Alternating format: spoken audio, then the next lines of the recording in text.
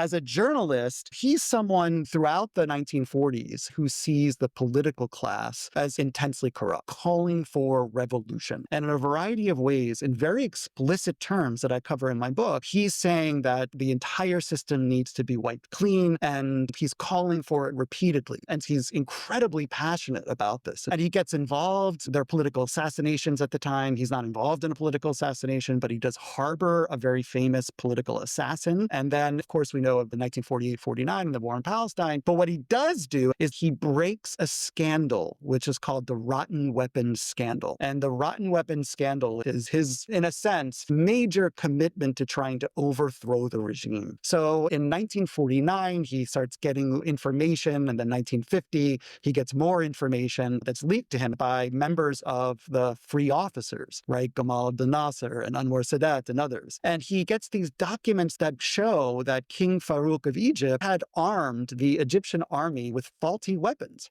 that he had purchased from an armed dealer in Spain at hugely inflated prices, okay? But these were all rifles that shot in reverse and grenades that exploded when you touched them. They were incredibly faulty. And he sent the Egyptian army, at least the scandal goes, into the field with these rifles that was essentially going to their unwitting suicide, right? And King Farouk is pocketing these huge kickbacks from purchasing these weapons at these massively inflated prices. So Ihsan breaks the story in 1950. And, this for him is the crystallization of just how corrupt the palace is and the political classes, and how self-evident it was that there had to be a revolution, that the country was this corrupt. He broke the scandal in his magazine, and then it inflamed the public, right? They were absolutely outraged at this. And he used this scandal to try to push the Free Officers and Gamal Abdel Nasser, I think, in particular, to stage a coup. And so from his perspective, he didn't